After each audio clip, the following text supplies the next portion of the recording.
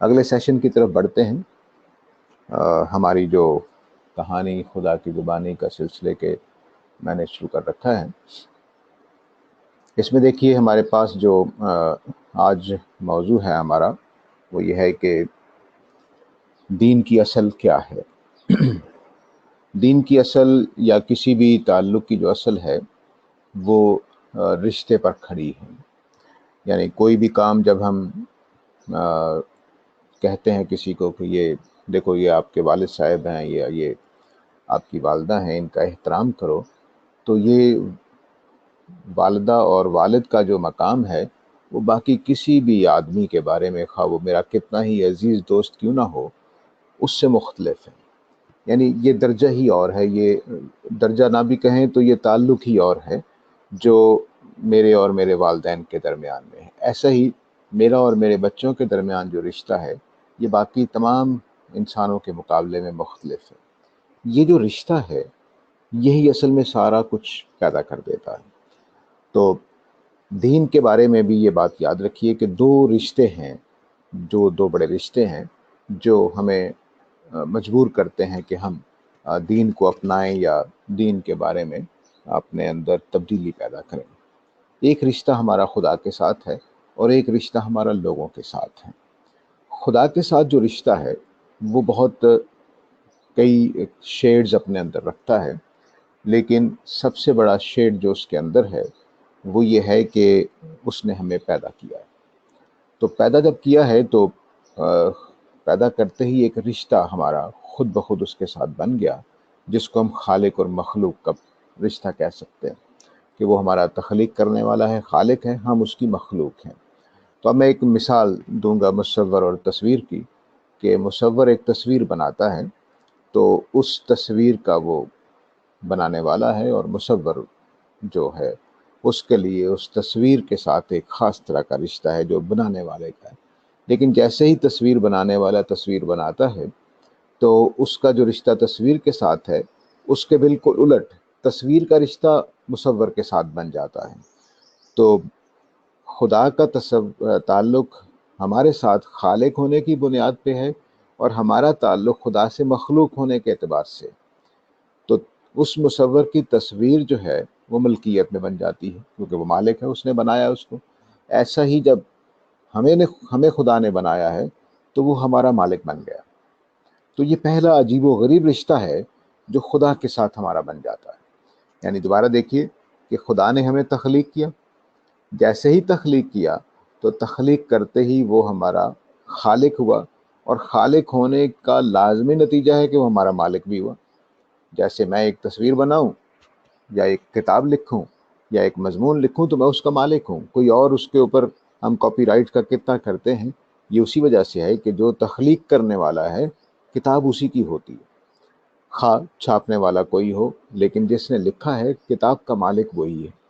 تو یہ رشتہ جیسے ہی ہم تخلیق کرتے ہیں کوئی چیز تو ہمارا ایک رشتہ خود بخود بن جاتا ہے۔ اسی رشتے کو خدا کے تعلق میں بھی دیکھنا چاہیے کہ جیسے ہی اس نے ہمیں بنایا تو وہ ہمارا مالک بن گیا۔ مالک جو بن گیا تو اب ہم اس کے مملوک ہیں، یا ہم اس کے سمجھ لیجئے کہ پوزیشن میں ہیں، اور وہ ہمارا پوزیسر ہے، وہ مالک ہے۔ اب مالک چاہے تو ہمیں اٹھا کر، یعنی مصور کو لے لیجئے پھر، کہ وہ ہم اپنی تصویر کو دیوار پہ لگا دے ڈیکوریشن کے لیے، یا وہ کسی کو بیچ دے، یا وہ کسی وقت اس غصے میں آئے اور پھاڑ دے، یا وہ آگ میں جلا دے، وہ مالک ہے۔ میں اس پر اعتراض نہیں کر سکتا کیونکہ اس نے خود وہ تصویر بنائی ہے، لیکن اس کی تصویر کے ساتھ میں یہ حرکت کروں تو یہ اب وہ مجھ سے لڑے گا۔ تو یہ جو اب تعلق بن گیا ہے، یعنی آپ سمجھ لیجئے کہ دو لوگ ہو گئے، ایک خالق، ایک مخلوق، اور ایک تیسری ہستی جو یہ دیکھ رہی ہے کہ میں اس کی تصویر کو پھاڑ دوں، مصور کی تصویر کو پھاڑ دوں۔ تو جب کوئی آدمی کہتا ہے جی کہ میں مصور کی بجائے اس آدمی کی ملکیت میں رہنا چاہتا ہوں، تو اصل میں یہ اپنے مالک سے انحراف کر رہی ہے۔ اس کو شرک کے تصور سے سمجھیے کہ اب یہ جو باہر کی ایک ہستی ہے جس کو ہم نے کہہ دیا کہ اس کی تصویر پھاڑ دے، یعنی میرے بھائی نے تصویر بنائی اور تصویر یہ چاہ رہی ہے کہ میں ساجد کے پاس جاؤں بجائے کہ مصور کے، تو یہ اب اس کا حق نہیں بنتا، کیونکہ وہ جس کی ملکیت ہے اسی کے پاس اس کو رہنا چاہیے، اور کوئی دوسرا آدمی اس کو نہ پھاڑ سکتا ہے، نہ اس کو اپنی دیوار پہ لگا سکتا ہے، جب تک کہ اس کا مالک اس کی اجازت نہ دے دے۔ یہ تو ایک پہلو ہو گیا کہ کس کا حق ہے اپنی مخلوق کے اوپر، جو خالق ہے اسی کا حق ہے۔ اس کو سورہ قرآن مجید نے سورہ لقمان میں بہت اچھا سمجھایا ہے، ماں کے رشتے سے۔ ماں کے رشتے سے سمجھایا ہے کہ کیا کوئی آدمی اپنی ماں کی جگہ کسی اور عورت کو وہی حیثیت دے سکتا ہے جو ماں کی ہے؟ اور اس کی اپنی ماں تو گھر میں پریشان ہے اور وہ دوسری کسی عورت کی خدمت کر رہا ہے ماں سمجھ کر، تو کیا اس کی ماں اس سے راضی ہوگی؟ یہ سورہ لقمان میں جہاں اللہ تعالیٰ نے والدہ کا اور شرک کا اکٹھا ذکر کیا ہے، تو اس میں یہ بات سمجھائی ہے کہ اصل چیز جو ہے وہ رشتہ ہے۔ اس رشتے میں خدا نے جو کہ تخلیق کیا ہے، خدا نے پیدا کیا ہے، خدا نے پالا پوسا ہے، خدا نے رزق دیا ہے، تو یہ تعلق ہمارا خدا کے ساتھ ہی بنتا ہے۔ اس تعلق کو اللہ تعالیٰ نے لفظ رب سے بہت اچھی طرح سمجھایا ہے، یعنی عہد الست میں بھی اسی لفظ کو استعمال کیا ہے، قرآن میں زیادہ لفظ رب ہی کو استعمال کیا گیا ہے تاکہ اس رشتے کو واضح کیا جائے۔ رب کا لفظ صحیح معنی میں ہمارے جو رشتہ ہے اس کو بیان کرتا ہے کہ خدا ہمارے لیے کیا ہے۔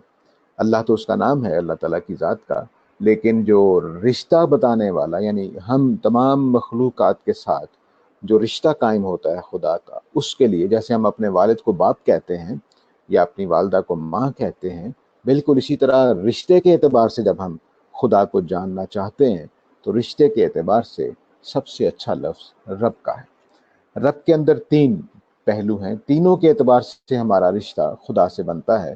ایک مالک ہونے کا مفہوم ہے، یہ عربی زبان میں بہت استعمال ہوتا ہے، جیسے رب ھذا البیت، اس گھر کے مالک کے معنی میں استعمال ہوا ہے سورہ لیلاف میں۔ تو لیلاف میں جب رب کا لفظ بولا گیا ہے رب ھذا البیت، تو وہ مالک کے معنی میں، تو خدا ہمارا مالک ہے۔ جیسے ہم نے کہا کہ وہ میرا رب ہے، تو ہم نے معنی کیا دیے کہ وہ ہمارا مالک ہے، اور ہم کیا ہوئے؟ ہم اس کے مملوک ہوئے، یعنی اس کے غلام ہوئے۔ دوسرا رشتہ جو ہے وہ رازق کا ہے، یعنی وہ ہمیں اسے سے پیدا نہیں کر دیا، بلکہ پہلے بچپن میں ماں کی صورت میں، پھر کمانے کھانے کی صورت میں روزی دے رکھا دیتا رہتا ہے اور ہم پلتے رہتے ہیں۔ اور یہ جو رازق کے ساتھ ہمارا تعلق بنتا ہے تو وہ محتاج کا، لینے والے کا اور شکر گزار کا بنتا ہے۔ وہ دینے والا ہے، ہم لینے والے ہیں، وہ دینے والا ہے، ہم شکر گزاری اختیار کرنے والے ہیں۔ تو یہ رشتہ بھی ساتھ ساتھ بن جاتا ہے، یعنی رب کے لفظ نے دوسرا رشتہ خدا کے ساتھ یہ جوڑا، جیسے باپ کے ساتھ کہ وہ کھلانے پلانے والا بھی ہوتا ہے، اسی طرح باپ کے لفظ کے اندر بھی یہ سارے مفہوم ہوتے ہیں کہ وہ پیدا کرنے والا ہے، وہ پالنے والا بھی ہے۔ تو ایسا ہی رب کا بہت بڑے پیمانے پر، یعنی باپ کا تو بہت چھوٹا درجہ ہو جائے گا خدا کے مقابلے میں، لیکن مالک ہونے کا تصور باپ میں نہیں ہے۔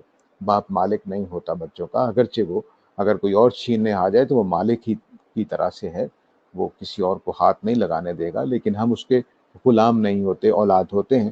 جبکہ خدا نے چونکہ جنا نہیں ہے ہمیں، بلکہ تخلیق کیا ہے، تصویر جیسے مصور بناتا ہے، تو تصویر کا بننا اس کو مالک بنا دیتا ہے اور تصویر کو اس کی سلیو بنا دیتا ہے یا پوزیشن بنا دیتا ہے اس کی، یا اس کی پراپرٹی بنا دیتا ہے۔ تیسری چیز رب کے لفظ کے اندر خدا کا تصور ہے، تو خدا کا تصور ہمیں عابد بناتا ہے، یعنی ہم نے کسی ہستی کو خدا مان لیا تو اس کا مطلب ہے کہ ہم اس کی تابع داری میں، اس کی بندگی میں آ گئے۔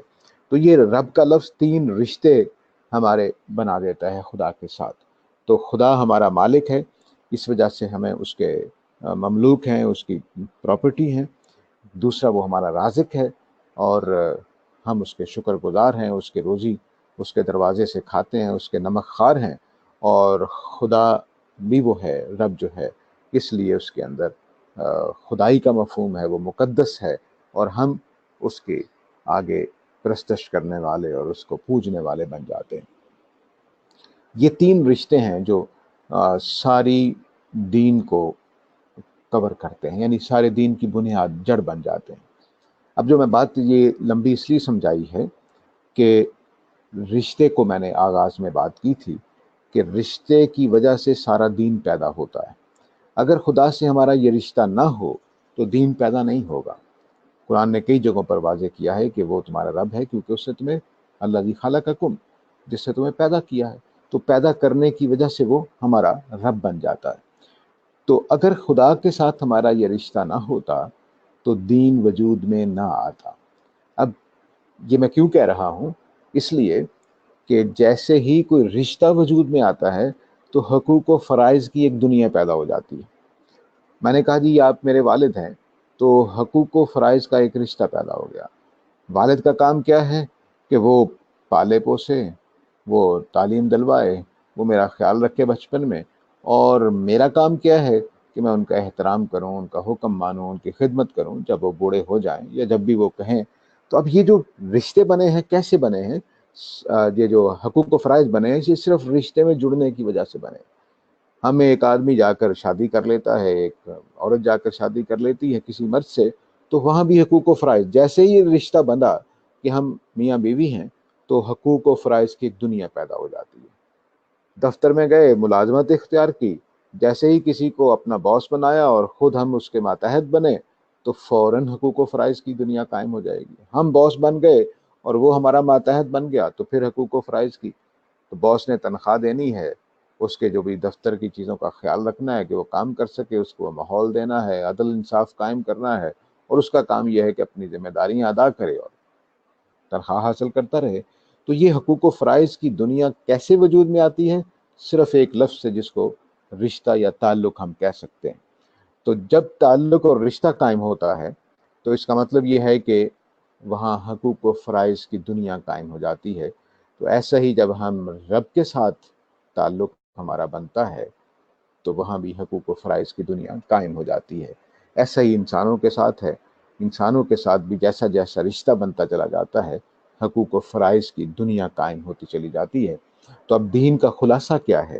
دین کا خلاصہ یہ ہے کہ یہ رشتے کی بنیاد پر کھڑا ہے۔ خدا کے ساتھ میرا رشتہ خالق اور مخلوق ہونے کی وجہ سے قائم ہوا، وہ میرا رب بن گیا، اس وجہ سے میں اس کا مربوب بن گیا۔ وہ رب بن گیا مالک کے معنی میں اس کی پراپرٹی بن گیا۔ وہ رازق بن گیا، میں اس کے بھروسے پر رہنے والا بن گیا۔ وہ میرا خدا بن گیا تو مجھے عابد بن کر رہنا ہے، اس کی بندگی کرنی ہے۔ تو یہ جو رشتہ جیسے ہی بنا ہے تو حقوق و فرائض سارے قائم ہو جاتے ہیں۔ اب مالک کے اعتبار سے دیکھیے، میں نے کسی جگہ جا کے ملازمت اختیار کی یا مجھے کسی نے خرید لیا، تو خریدتے ہی وہ میرا مالک بن گیا۔ تو مالک بننے کا مطلب کیا ہوگا کہ وہ مجھے باز پرس کر سکتا ہے، مجھے کام کہہ سکتا ہے، اور مالک بننے کا مطلب ہوگا کہ کوئی اور دوسرا مجھ سے کام نہیں لے سکتا کیونکہ میرا مالک وہ ہے۔ تو یہ حقوق و فرائض کی دنیا ہو گئی۔ اسی طرح تحفہ کوئی اگر دے تو تحفہ دینے والا جو ہے وہ اس کا ہم شکریہ ادا کرتے ہیں۔ تو رازق ہونے کی وجہ سے جب کوئی ہمیں سب کچھ دے رہا ہو، کھلا پلا رہا ہو، ہماری ضرورتوں کا خیال رکھ رہا ہو، یہاں تک کہ ہمارے ذائقے کا اور ہماری خوش منظر چیزوں کو دیکھنے تک کا وہ خیال کر رہا ہو، تو پھر ہمیں شکر گزاری پیدا ہوتی ہے۔ اور یہ جو شکر گزاری ہے یہ اس تعلق سے پیدا ہوئی، رازق اور لینے والے کے معنی میں ہے۔ اسی طرح جب ہم کسی ہستی کو تقدس والا مان لیتے ہیں اور اپنے سے تعلق مانتے ہیں کہ وہ ایسی مقدس ہستی ہے کہ مجھے کھلا پلا رہی ہے، تو پھر اس کے احترام کرنے کو دل چاہتا ہے۔ اور ہم اپنے والد کا تو احترام کرتے ہیں لیکن اس میں پرستش شامل نہیں ہوتی، لیکن اگر ذات سامنے جو ہے وہ مقدس ہو جائے، اس کے اندر کوئی عیب نہ ہو، وہ خدا بن جائے، تو ہم اس کی پرستش بھی کرنے لگ جاتے ہیں۔ تو احترام ہی کی ایک شکل پرستش ہے جو خدا کے ساتھ ہوتی ہے، باقی کسی مخلوق کے ساتھ نہیں ہوتی، کیونکہ اس کے اندر تقدس نہیں پایا جاتا۔ تو اس طرح سے ہم سمجھیے کہ پورے کا پورا دین رشتے پر کھڑا ہے، اور رشتے پر جب کوئی چیز کھڑی ہوتی ہے تو اس کو ہم اخلاق کہہ دیتے ہیں، اس کو ہم اخلاق کہہ دیتے ہیں۔ اخلاق جو ہیں وہ اچھے رویوں کا نام ہے، رشتے نبھانے کے پہلو سے، تعلق نبھانے کے پہلو سے۔ ہمسایہ کیا ہے؟ اس کے ساتھ اس کا ایک تعلق ہے ہمارے ساتھ، ہم اس کے ہمسائے ہیں، وہ ہمارا ہمسایہ ہے، وہاں حقوق و فرائض ہو جائیں گے۔ ماں باپ کے ساتھ جو تعلق ہے، وہ ماں باپ ہیں، ہم اولاد ہیں، یا ہم ماں باپ ہیں اور ہماری کوئی اولاد ہے، اس کے ساتھ جو اس رشتے کو جو نبھاتا ہے صحیح طرح سے، وہ اخلاق پر قائم ہے۔ اسی طرح خدا کے ساتھ ہمارا رشتہ بنتا ہے، تو خدا کے ساتھ جو ہمارا رشتہ ہے اس کو اگر کوئی صحیح نبھائے گا تو وہ بھی اخلاق پر پورا اترا ہے۔ تو یوں سمجھ لیجئے کہ عبادات ہوں یا معاملات ہوں، لوگوں کے ساتھ لین دین ہو یا خدا کے آگے سر جھکانا ہو، نماز پڑھنی ہو، روزہ رکھنا ہو، یہ سارے کا سارا اخلاق کا آ، اظہار ہے، ہمارے اخلاقی وجود کا ایک سمجھ لیجئے کہ عملی نمونہ ہے کہ ہم اپنے ہر جگہ پہ اپنے رشتے کو صحیح معنی میں نبھانا چاہتے ہیں۔ تو رشتے کو نبھانے کا نام ہی اخلاق ہے، اس کو صحیح طریقے سے نبھانا یہ اخلاق کہلاتا ہے۔ اب خدا کے ساتھ تو ہمارے یہ تین طرح کا رشتہ واضح ہے، اور بھی تفصیلات ہیں اس کی، لیکن بات کو ظاہر ہے کہ سمجھنے کے لیے مختصر رکھنا پڑتا ہے کہ وہ ہمارا مالک ہے، ہمارا رازق ہے، ہمارا خدا ہے۔ ان تین رشتوں کو ہم دنیا میں نبھاتے ہیں خدا کے ساتھ۔ مالک ہونے کے اعتبار سے اس کا حکم مانتے ہیں، رازق ہونے کے اعتبار سے اس کا شکر ادا کرتے رہتے ہیں، اور خدا ہونے کے اعتبار سے اس کی بندگی کرتے رہتے ہیں۔ تو یہ رشتہ نبھانا اخلاق کا تقاضا ہے۔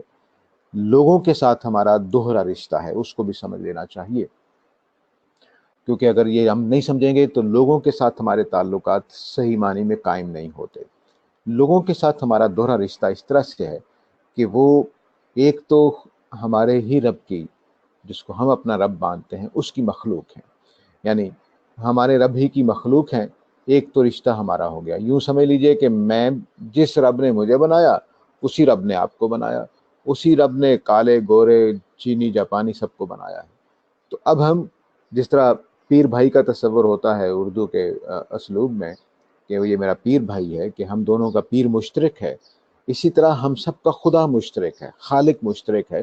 تو ایک رشتہ ہمارا یہ بنتا ہے کہ ہم ایک خالق کے بنائے گئے ساری مخلوق ہیں، تو ہم خدا بھائی ہوئے، یعنی جیسا پیر بھائی ہوتا ہے اس طرح سے ہم خدا بھائی ہوئے کہ ہم سب کا خدا ایک ہے۔ یہ ایک رشتہ ہمارا بنتا ہے تمام انسانوں کے ساتھ، امریکی، چینی، جاپانی، گورے، کالے، سب کے ساتھ کوئی فرق نہیں ہے، یعنی سب کے سب اسی خدا کی مخلوق ہیں۔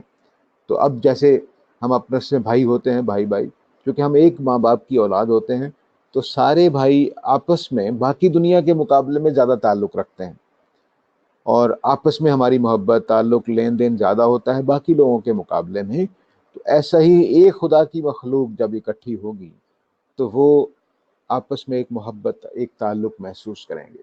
بدقسمتی سے ہمارے جو بھی نظام بنے انہوں نے ہمیں توڑ کے الگ الگ کر دیا، لیکن سچی بات یہ ہے کہ کالے گورے چینی جاپانی خدا کے اعتبار سے میرے بھائی ہیں، کہ یہ اسی خدا کا کنبہ ہے، جس خدا کا میں ایک مخلوق ہوں یا ایک فرد ہوں، اسی خدا کی یہ ساری کائنات اسی خدا کی بنائی ہوئی ہے۔ تو اپنے خدا کے بنائی ہوئی اس مخلوق کے ساتھ ہماری ایک محبت، ایک تعلق پیدا ہوتا ہے، یہاں تک کہ ایک کافر بھی ہمارا بھائی ہے، اس معنی میں کہ ہم نے اس کو دوزخ سے بچانا ہے، ایمان کی طرف لانا ہے، سچائی کی طرف لانا ہے۔ تو یہ ایک واضح سی بات ہے جس کو قرآن مجید نے سورہ النساء کی پہلی آیتوں میں بیان کیا ہے کہ تم سب کا خالق ایک ہے۔ دوسرا رشتہ ہمارا تمام انسانوں کے ساتھ جو ہے، یہ جو رشتہ ہے خدا بھائی ہونے والا، یہ ساری مخلوقات کے ساتھ، اس میں کوئی فرق نہیں، یعنی کتا بلی جانور جو بھی ہیں وہ بھی اسی خدا کی مخلوق ہیں، اس لیے ان کے ساتھ بھی ہمیں رحم و شفقت کرنے کی طرف تلقین کی گئی ہے، اور ان کو مارنے کی صرف اس لیے اجازت دی گئی ہے تاکہ وہ ہماری غذا بن سکیں۔ ضائع نہیں کرنا چاہیے، کھیل کود کے لیے ان کو نہیں مارا جا سکتا، یا وہ ہمارے اوپر حملہ آور ہو جائیں، جیسے کوئی شیر ہمارے اوپر حملہ آور ہو جائے تو پھر ہم اس کو اپنی جان بچانے کے لیے کچھ کر سکتے ہیں، ادروائز اس کو کھیلنے دیں اپنے جنگل میں، وہ بیٹھا ہوا ہے ہمیں کچھ نہیں کہہ رہا تو ہم اس کو کچھ نہیں کہیں گے، بلکہ اس کو بقا کی کوشش جو بھی کر سکتے ہیں تو وہ کرنی چاہیے۔ تو اس اعتبار سے تو ساری مخلوقات ہماری ہمدردی کی توجہ چاہتی ہیں، لیکن جو انسانوں کے ساتھ معاملہ ہے وہ اب دوسرا رشتہ ان کے ساتھ کیا ہے کہ وہ آدم و حوا کی ایک ہی ماں باپ کی سارے ہم اولاد ہیں۔ تو جیسے اپنے بھائیوں کے، اپنے ماں باپ کے جو امیجیٹ ہمارے فادر ہیں، ان کی جو اولاد ہے وہ ہم آپس میں محبت محسوس کرتے ہیں، تو ایسا ہی پوری دنیا میں جتنے بھی انسان ہیں وہ سارے کے سارے خدا کی ایک ہی ماں باپ جو ان سے چنے خدا نے، آدم و حوا، ہم سب ان کی اولاد ہیں۔ تو اس لیے ہم سب آپس میں بھائی بھائی ہیں۔ اسی کو نبی اکرم صلی اللہ علیہ وسلم نے بیان کیا کہ کسی کالے کو گورے پر، کسی گورے کو کالے پر کوئی فضیلت حاصل نہیں ہے، کیونکہ وہ سارے کے سارے ایک ہی ماں باپ کی اولاد ہیں۔ تو ایک حبشی، ایک ایرانی، ایک چینی، ایک جاپانی، وہ حضرت آدم کی توسط سے میرا بھائی ہے، سگا بھائی ہے، اس میں کوئی دوری نہیں ہے۔ صرف ایک یہ ہے کہ میرے اپنے جو فادر ہیں، امیڈیٹ فادر، ان کی وہ اولاد نہیں ہے، لیکن بہرحال وہ میرے اوپر آبا و اجداد کی سے سلسلہ جڑتا ہے۔ جیسے ہم پرانے لوگوں کے نسب پڑھتے ہیں کہ وہ جی 7ویں پشت میں جا کر مل گیا، کوئی 1000ویں پشت میں مل جائے گا، کوئی 800ویں پشت میں مل جائے گا، کوئی 500ویں پشت میں مل جائے گا، لیکن ہم سب ایک دوسرے کے سگے بہن بھائی ہیں، اگرچہ اب سگے نہیں رہے کیونکہ ہم اپنے امیڈیٹ پیرنٹس سے اپنے معاملات کو دیکھتے ہیں۔ تو اس طرح سے یہ سمجھ لیجئے کہ ہمارا تمام انسانوں کے ساتھ دو رشتے ہیں، ایک خدا بھائی ہونے کا اور ایک آدم و حوا کی اولاد ہونے کا۔ ان سب انسانوں کو ہم نے اسی نظر سے دیکھنا ہے۔ اگرچہ دنیا بگڑ گئی، لیکن ہم نے یہ پیغام بھی دینا ہے اور خود اپنے اندر یہ تبدیلی بھی لانی ہے کہ ہمیں ان کے ساتھ ماں باپ کے بچوں ہی کی طرح ہمدردی سے سارے معاملات کو دیکھنا ہے، ان کی خیر خواہی کرنی ہے، ان کو حق کی طرف لانا ہے، خدا کے عذاب سے بچانا ہے جو دوزخ کی شکل میں انتظار کر رہا ہے۔ تو یہ سارا کام ہمارا اس رشتے پر جڑا ہوا ہے۔ تو اب دیکھیں کہ ہم نے جو ابھی بات سمجھی ہے اس کا مطلب کیا ہے۔ اس کا مطلب یہ ہے کہ کی ورڈ، بنیادی لفظ کیا ہے، وہ رشتہ ہے، اور رشتے کو نبھانے کا نام دین ہے۔ رشتے کو نبھانے کا نام دین ہے۔ ایک رشتہ ہمارا خدا کے ساتھ ہے، اس کو 3 پہلوؤں سے قائم کر دیا گیا ہے، یعنی وہ بنتے ہی 3 پہلو ہی بنتے ہیں۔ اگر مثلا اللہ تعالیٰ بنا کر رزق نہ دیتے تو ہم مر گئے ہوتے، ختم ہو جاتے، تو اس کے ساتھ رازق اور شکر گزار ہونے کا یا محتاج ہونے کا رشتہ ہمارا قائم نہ ہوتا۔ اسی طرح اس کے اندر تقدس نہ ہوتا، وہ ہم لوگوں کی طرح جیسے ہم مصوری تصویر بنا کر فارغ ہو جاتے ہیں، تو تصویر کو بندگی کرنے کی ضرورت نہیں ہے ہماری، لیکن بہرحال وہ ہماری ملکیت ضرور ہے، کیونکہ ہمارے اندر تقدس نہیں ہے، اس لیے وہ ہماری بندگی نہیں کرے گی۔ لیکن جس دن جس مصور میں تقدس آ گیا، جو اپنی تصویر کو پالنے پوسنے لگ گیا اور جو اپنی تصویر کا مالک ہے، تو یہ تینوں رشتے اس کے ساتھ قائم ہو جائیں گے۔ اور یہ صرف خدا کی ہستی ایسی ہے کہ اس نے نہ صرف تصویر بنائی بلکہ اپنے تقدس کی وجہ سے اس میں جان ڈال دی، اختیار دے دیا، خیر و شر کا شعور دے دیا، اور ہمیں پالنے پوسنے کے لیے رزق دے دیا۔ تو اس کے ساتھ ہمارے 3 رشتے قائم ہو گئے، تقدس کا، رضاکیت کا اور مالک ہونے کا۔ تو اس طرح سے ہم تینوں رشتوں میں اس کے ساتھ جڑتے ہیں۔ اس کو نبھانا عبادت کہلاتا ہے، اس رشتے کو نبھانا عبادت کہلاتا ہے۔ اور جو دوسرا رشتہ انسانوں کے ساتھ ہے، وہ خدا بھائی ہونے کا اور آدم و حوا کی اولاد ہونے کے اعتبار سے بھائی ہونے کا، اس کو نبھانا اخلاق یا معاملات کہلاتا ہے۔ تو یہ حقیقت میں سارا دین ہی اخلاق ہے، وہ اس رشتے کو نبھانا ہے جو رشتہ خدا کا اور ہمارے درمیان ہے اور بندوں کے درمیان میں ہے۔ اس لیے دونوں کو دین نے دونوں کے لیے 2 نمائندے چیزیں بنا دی، اور باقی سارا دین بھی ایسا ہی ہے، لیکن 2 موٹی چیزوں کی طرف اشارہ کرنے لگا ہوں کہ خدا کے تعلق کے لیے نماز اور لوگوں کے ساتھ تعلق کے لیے زکوٰۃ۔ اس کو ہم نے وہ آیت پڑھی تھی سورہ نحل کی کسی سیشن میں، جس میں اللہ تعالیٰ نے کہا ہے کہ ان اللہ یامر بالعدل والاحسان وایتاء ذی القربی، اللہ تعالیٰ تمہیں حکم دیتا ہے عدل کرنے کا انہی بھائیوں کے اندر، اور ان کے ساتھ حسن سلوک کرنے کا، یعنی انہی سارے انسانوں کے اندر، اور تیسری چیز ایتاء ذی القربی، اپنے رشتہ داروں کو دینے کا۔ تو زکوٰۃ رشتہ داروں کو دینا ہے، احسان رشتہ داروں کے ساتھ حسن سلوک ہے، اور عدل ان کے درمیان میں کوئی ظلم ہو، کوئی ناانصافی ہو تو اس پہ عدل قائم کرنے کا ہے۔ تو یہ 3 حکم جو دیے گئے، ان کو ذرا دیکھیے کہ کتنی خوبصورتی سے اللہ تعالیٰ نے رشتے کے تقاضے بتا دیے، کہ چونکہ سارے ہی اللہ کی مخلوق ہیں، بھائی ہیں آپس میں، ماں باپ کی طرف سے بھی بھائی ہیں، خدا کی طرف سے بھی بھائی ہیں، تو جب یہ رشتہ بھائی بھائی کا ہے تو اس میں حسن سلوک کے علاوہ اور تعلق کیا ہونا چاہیے، عدل کے سوا اور تعلق کیا ہونا چاہیے، اور ایک دوسرے کی مدد کرنے کے سوا تعلق کیا ہونا چاہیے۔ تو وہاں بھی 3 رشتے تھے خدا کے ساتھ، یہاں بھی 3 رشتے ہیں، عدل کا، حسن سلوک کا، اور ایک دوسرے کی مالی مدد کرنے کا۔ میرے پاس پیسے نہیں ہیں، بھوک سے مرنے والا ہوں، آپ کا فرض ہے کہ مجھے کھانا کھلائیں۔ آپ کے ساتھ ناانصافی ہو رہی ہے، میرا فرض ہے کہ میں عدل قائم کرنے کے لیے آواز اٹھاؤں۔ اور دیکھیے اللہ تعالیٰ نے کہا ہے کہ مظلوم کی یہ بری باتیں بھی اللہ کو معاف کر دے گا، کیونکہ وہ عدل کے لیے پکار رہا ہے، وہ عدل کے لیے پکار رہا ہے۔ مظلوم کی جو سو بقول اب بلند آواز سے کسی کے بارے میں کہنا یہ دیکھو میرے ساتھ ظلم کر رہا ہے، مجھے بچاؤ، یہ کرو، یہ برا آدمی ہے، تو اللہ نے کہا کہ میں اس کی ان بری باتوں کو برا نہیں مانوں گا، معاف کر دوں گا، کیونکہ یہ عدل کے لیے پکار رہا ہے۔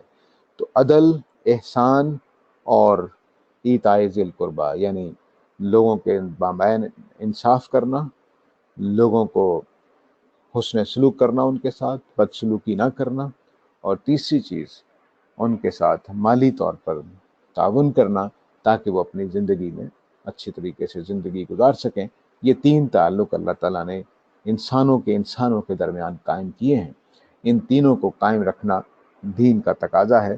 تو خدا کے ساتھ 3 تعلق قائم رکھنا، اس کو مالک ماننا، اس کو رازق ماننا، اس کے خدا ماننا، اور اس پہلو سے جو عمل، جو اخلاق بنتا ہے وہ اختیار کرنا، اور انسانوں کو اپنا بھائی ماننا، اور اس اعتبار سے عدل کرنا، احسان کرنا یعنی حسن سلوک کرنا، اور ان کی مالی مدد کرنا، یہ دین کا، پورے دین کا خلاصہ ہے۔ جو ابھی تک ہم نے باتیں سمجھی تھیں اس کو میں نے اس اینگل سے سمیٹا ہے، تاکہ ہم آگے انشاءاللہ اگلی نشستوں میں آگے جائیں گے اور باتیں بھی سمجھیں گے۔